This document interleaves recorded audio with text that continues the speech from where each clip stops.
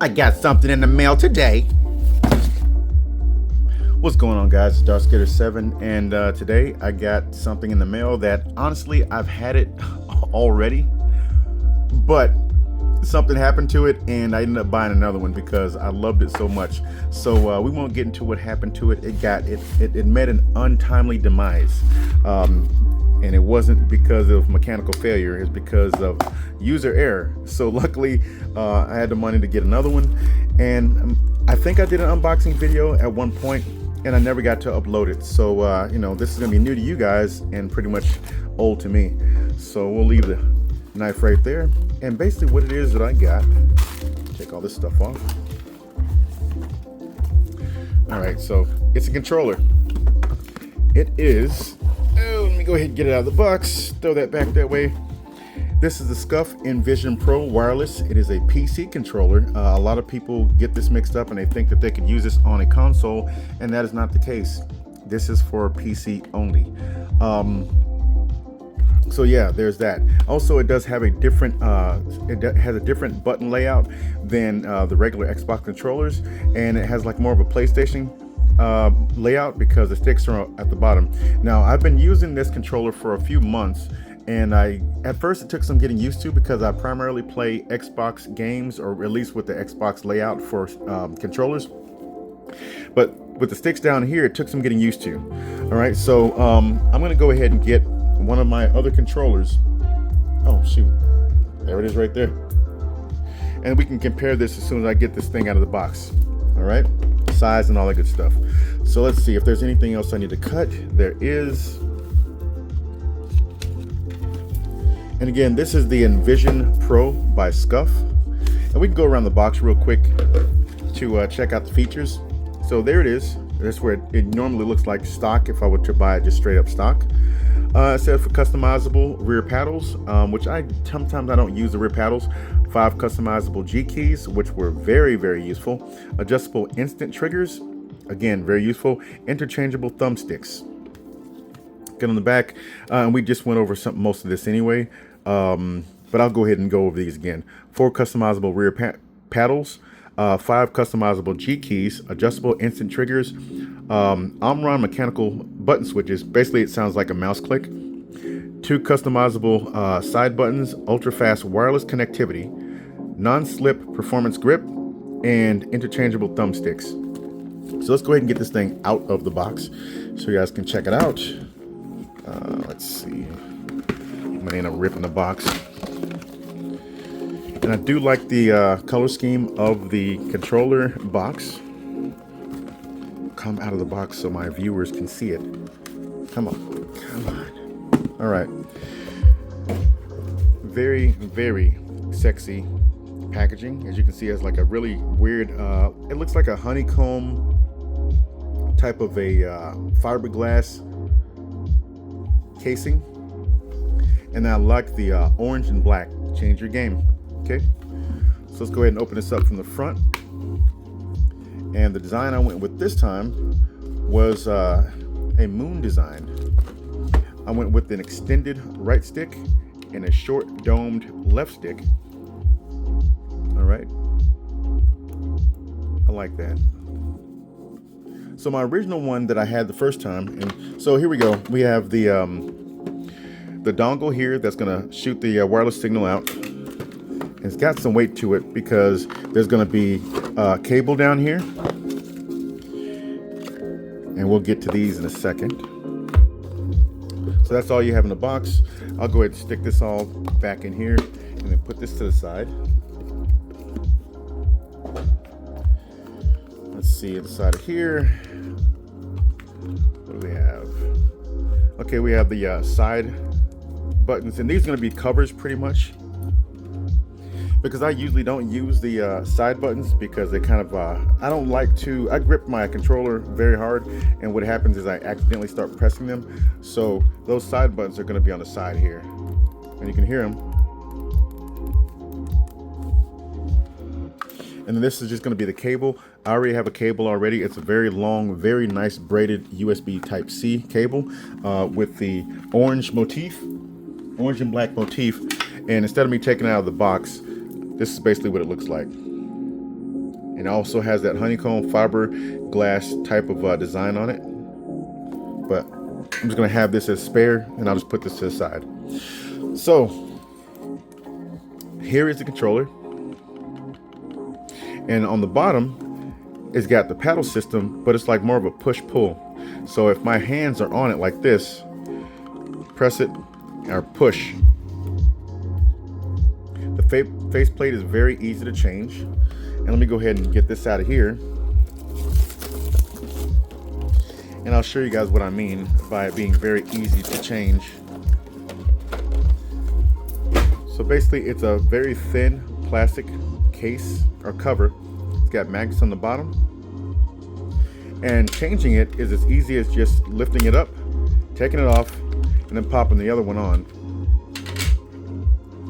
You can see what it looks like underneath. Got that same motif, the honeycomb fiberglass, or carbon fiber. I've been saying fiberglass the entire time. Carbon fiber design. And that's also on the buttons, shoulder buttons and the triggers. And then on the inside here, with the sticks here, as you can see. And then also here. Now, it would look like you could pull these all the way out, but you can't. Only thing you're pulling off is just the stick. And it's just like a small nub. You just plug it right back in, press down, and it's on, just like that. So when you're gonna change your faceplate, you just drop it back in place, and it's done, just like that. You're done. Unfortunately, the other one also got destroyed, so I ended up having to go ahead and buy another one. These are not cheap, so I'm glad to have this back because I really did get very used to the controller and how it felt in the hand. Okay. So it has a full range of motion with your triggers. I don't like that, especially because I play Destiny primarily and a lot of shooters. So what I like to do is I like to hit that switch and change the trigger stop to a shortened version, so I'm not having to pull all the way down for the trigger. Comes in handy because I'm not having to pull all the way down. That shaves a couple seconds off of my operation and shaves a couple seconds off of me having to aim down sight when I'm in the game. But I went with the moon and stars design for, you know, cool reasons. I am obsessed with the moon, and that's what I did. So yeah, tall domed on the right, short domed on the left. Has its D-pad, very effective, and all the buttons sound like mouse clicks, but they're not too egregious, not too loud. You have your different profiles that you would press here, your power on, and then your G keys here. These are very interesting. So you hear YouTube playing in the background, and what I like to do is while I'm playing a game, I have my second monitor up, and it's like on a video or maybe Netflix or something like that. What you can do is you can set, which I usually do, is I set this final button here for start and stop on the media of whatever it is that I'm playing. Then I would set like this to like maybe volume up, volume down, or whatever.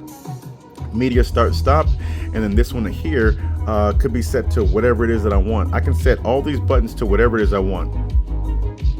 But yeah, usually start and stop media, and so you see that they have this legend here already. This is what the default settings are. So this is mute my mic, volume down, volume up. This one I guess is completely mute of the audio, whatever it is I'm listening to as far as media. And then this one says power save mode, but I usually set this to start and stop the media. And I believe this is just a sticker to kind of like give me like a guide or whatever. And then you have your standard headphone jack right here. All right. Have your Scuf logo on the front. And also you got your charging port for the battery. Now the battery for this thing lasts forever. It really freaking lasts for a very, very long time. I've had this thing sitting out for days, and sometimes I went on trips for work and just had it in my backpack without bringing it, and forgot to bring the cable. It was perfectly fine. Lasted for a couple days, and it was fine. It also, because Scuf and IQ have come up with a deal, you can control all this stuff in your Corsair IQ software. So I'm gonna go ahead and plug this back up. All of my old settings should be in there, so it should automatically recognize, and I shouldn't have to change anything else, and it should be ready to go. So let's do some comparisons. Normal Xbox controller, the layout, of course. You're gonna have your offset